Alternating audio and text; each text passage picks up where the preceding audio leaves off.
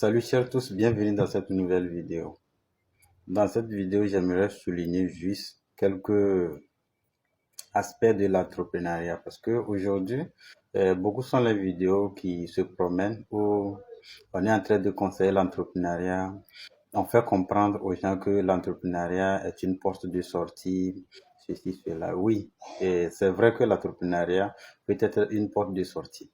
Mais à mon humble avis, je pense que l'entrepreneuriat n'est pas quelque chose qu'on peut proposer à toute personne sans même prendre le temps d'étudier la personne, sans même prendre le temps de connaître la personne. Avant de dire à quelqu'un d'entreprendre d'abord, vous devez connaître l'esprit qui anime la personne. Vous devez connaître l'esprit de la personne avant de vouloir lui proposer l'entrepreneuriat. Si c'est votre première fois de tomber sur ma page, je vous invite à s'abonner. Ici, je parle de l'agriculture, de l'entrepreneuriat et tout. Je suis coach David Folly, coach en entrepreneuriat.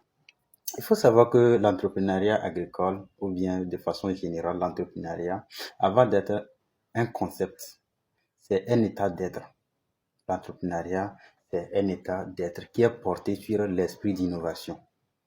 Et vous allez voir qu'il y a certains points que vous devez vérifier avant de dire à quiconque d'entreprendre. Il y a certains points que vous devez voir si vraiment la personne répond, si l'esprit de la personne répond à ces critères. Et déjà, si l'esprit de la personne ne répond pas à ces critères, ça ne vaut pas la peine de conseiller l'entrepreneuriat à la personne. Peu importe comment il va partir, peu importe les moyens qu'il peut réunir en tant que du côté financier, vous allez voir que il serait difficile pour lui d'arriver parce que l'entrepreneuriat ne se base pas seulement sur l'argent en fait. Il y a beaucoup d'autres choses en fait qui restent le moteur de fonctionnement en fait de l'entrepreneuriat. Donc, conseiller l'entrepreneuriat aux gens en ligne et tout ça, même prendre le temps de discuter avec les personnes sans avoir vraiment des échanges assez approfondis avec les gens, c'est une façon de vendre des illusions. C'est des ventes d'illusions en fait. Et il faut savoir que on n'est pas tous faits pour entreprendre. Il y a des gens qui vont entreprendre, il y a des gens qui seront employés. Donc, quelqu'un qui ne trouve pas de l'emploi, ça ne veut pas dire qu'il faut directement lui conseiller d'aller l'entreprendre. On ne doit pas directement lui dire, va entreprendre comme tu ne trouves pas du travail. Non. Il faut d'abord chercher à se rassurer si vraiment la personne est dotée de l'esprit. Et l'esprit entrepreneurial, si on veut parler de l'entrepreneuriat, c'est basé sur un esprit. Et l'esprit entrepreneurial est appelé l'esprit libre. Avant de dire à quelqu'un d'aller entreprendre, il faut se rassurer que la personne est dotée d'esprit libre. Et avant de savoir que la personne est dotée d'esprit libre, il y a certaines questions que vous devez poser à la personne. Si vous posez ces questions à la personne, en fonction des réponses de la personne, que vous saurez que oui, cette personne est dotée d'esprit libre. Et après ça, il faut chercher à voir, est-ce que l'esprit libre qui est en la personne est développé? Si l'esprit libre qui est dans la personne n'est pas développé, il y a des exercices maintenant que vous allez faire à la personne afin de pouvoir développer l'esprit libre qui est dans la personne. Au cas où la personne n'a même pas l'esprit libre, il ne faut même pas lui conseiller d'entreprendre. Il ne va pas arriver, il va abandonner en route. Il va abandonner en route.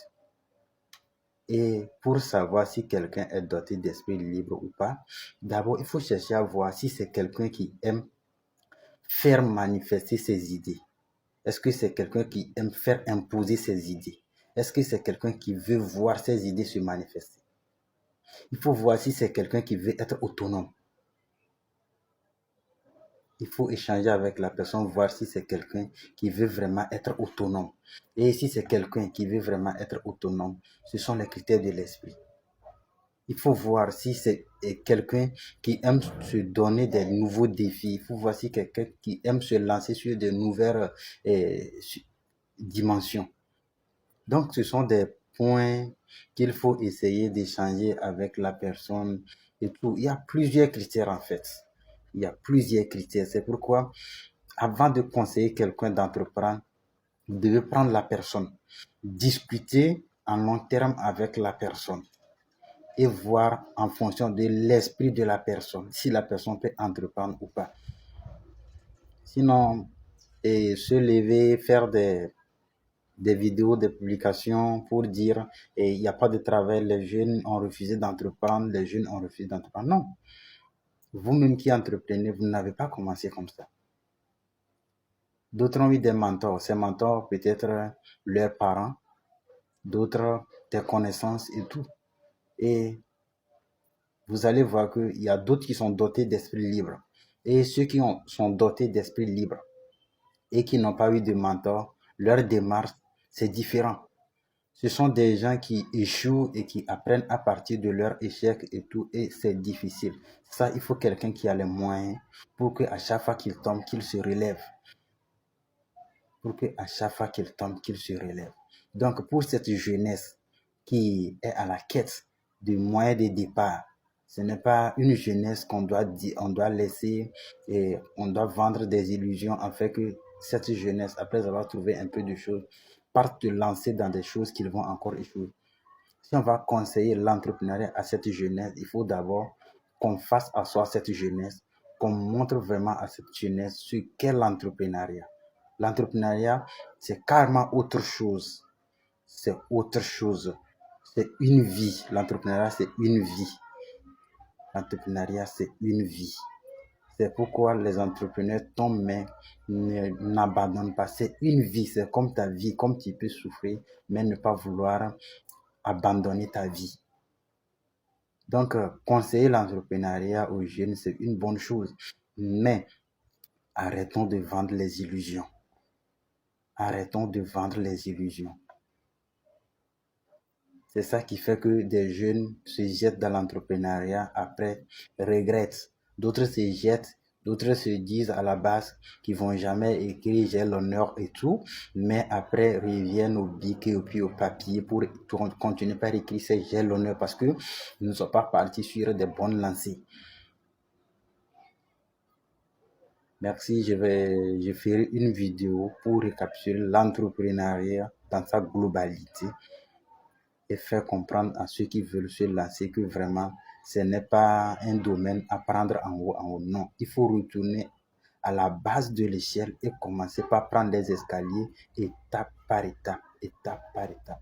Il y a beaucoup de choses, il y a beaucoup de choses. Vous conseillez l'entrepreneuriat à quelqu'un qui n'a même pas encore de vision. Quelqu'un qui ne sait même pas ce qu'on appelle une vision. Quelqu'un qui ne connaît pas les démarches entrepreneuriales. Quelqu'un qui ne connaît pas la trajectoire entrepreneuriale. Et puis on lui conseille l'entrepreneuriat. C'est triste. Il ne peut pas arriver. Il y a beaucoup de choses qui sont cachées dedans. Et il faut vraiment qu'on amène les gens à comprendre au mieux l'entrepreneuriat. Avoir l'argent ne veut pas dire que tu peux entreprendre. Non. L'entrepreneuriat, il faut se rassurer que tu es doté de l'esprit entrepreneuriat. Se rassurer que tu es doté de l'esprit libre. Merci beaucoup. Aimez la vidéo si ça vous a aidé et abonnez à la page si vous aimerez suivre encore des prochaines vidéos.